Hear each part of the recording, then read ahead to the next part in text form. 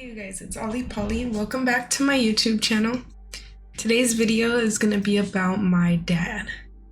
So as you could tell by the caption, my dad is no longer with us. He passed away in June, I believe, 2023. And I say I believe because it was a couple days process of him actually passing. So I'm not sure where that line is drawn, but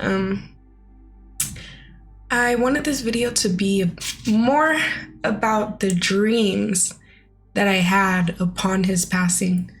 So I've always had very vivid dreams, especially regarding my family when they pass away. And I always thought it was interesting to say the least.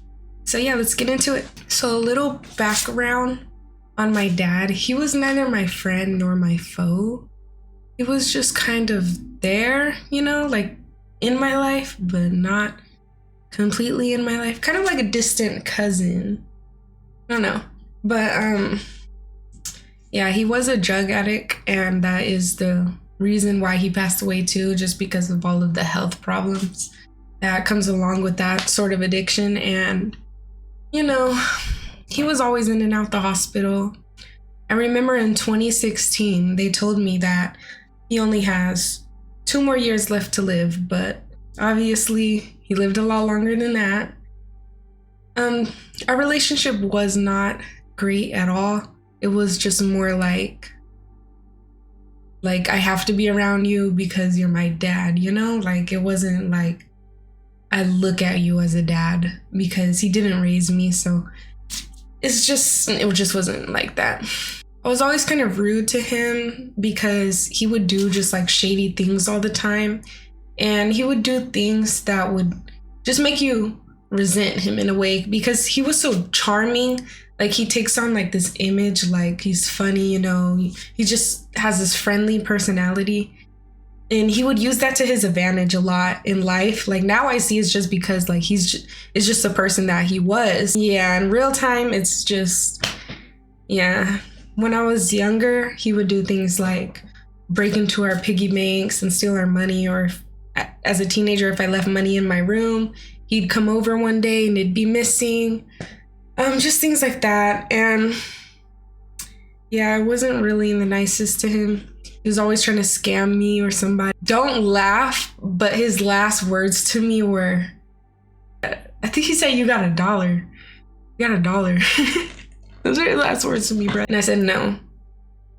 Back to the dream part. So the week that I found out that he was in the hospital, I usually hear that, but they said this time it's he's not gonna wake up. Now I have all these emotions running through me. I'm like, do I want to say goodbye to him? I wasn't really nice to him. I don't really know if he ever loved me. And I just, I don't know. I had all these mixed emotions. But, I decided, I'm going to go see him. So the first day I go to see him, and I wasn't really surprised. I was like, okay, it's what I expected. It's pretty bad. The next day, my sisters had come out from San Diego, and they still didn't pull the plug on him yet because they wanted to give everybody a chance to say goodbye to him. Sisters had come out from San Diego, but it was the next morning, and I was asleep, and I didn't have an alarm set, so I was kind of just sleeping in. As I'm sleeping, I have this dream, I'm in my house, my grandparents' house where I live, I'm just in the kitchen, and then I turn and I see my dad at the table, right? And he just looks at me, and he gets up and he grabs this stick with the bag hanging on it. In the cartoons, when they run away and they get a stick with a bag hanging on it. He basically had that, and he went like that, and he was wearing a flannel, and he picked up a bag, a white bag full of stuff.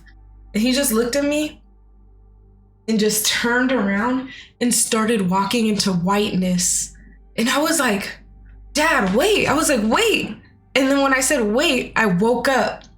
And when I woke up, I was like, bro, like that dream, like I have to tell my sister. As soon as I pick up my phone, I have all these messages, these missed calls saying, get to the hospital now. And those messages were 30 minutes late. So I started like panicking. I'm like, oh my God, like, they're really about to pull the plug. Did I miss it? Am I too late? So I start going to the hospital like so fast. Like when I get there just in time. And he doesn't pass away till 30 minutes later. When he passed away, like it was really sad.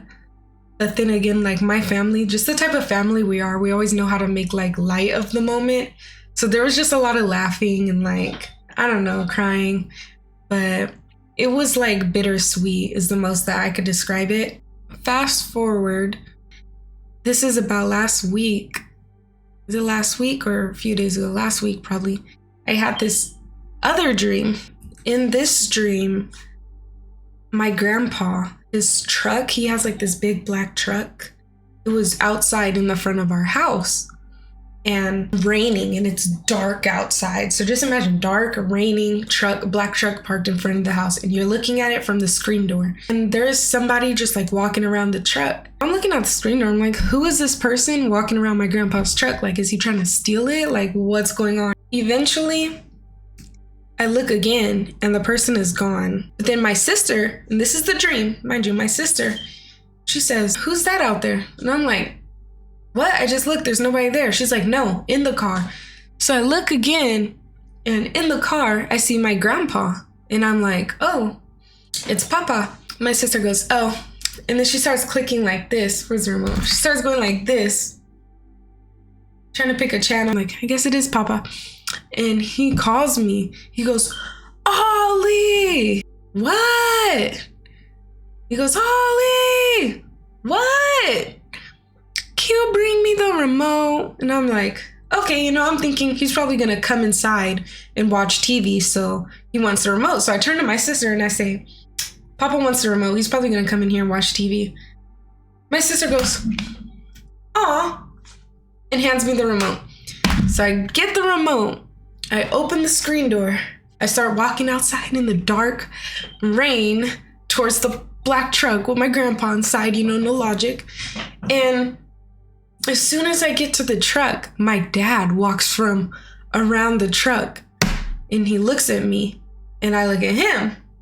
And this made me like lucid. Like a lot of the times I have lucid dreams of loved ones, it'll be because when I see them, it's such a shock that it wakes me up. So when I seen him, I'm like, you died. Like, you died. And he was like, no. And I was like, he kept trying to go like this and hug me. And I was like, no. And we had like this conversation and it was really like profound to me. I remember feeling like, but I couldn't remember what we were talking about. We were just like talking. And after a while, I was like, you left. And I never even got to know if you really loved me or not. Like, I just told him straight up because I had been feeling that lately, the fact that I was mean to him. And I just never did really know if he loved me or not. It was still like left on my mind. He says, of course I loved you. I've always loved you. And I'm sorry. That apology meant everything to me. Now we're just standing here. And then he goes like this one more time, like reaching in for a hug. And I give him a hug back and I wake up. I just thought that was like a way to like bring me closure. The fact that it was just on my mind so much, I'm like, it's like he literally, when he stepped out from behind the truck, the rest of the dream disappeared. Like it was just me and him talking, conversing in this whiteness as the background. I noticed that a theme too, like when I see my loved ones in my dreams, they're always either wearing white or the air, the background. I'm not religious, but if I was religious, it'd be something closer to being ominous. They say that when you pass away, you have to go through everything that you've ever made people feel. And this is just what I believe in.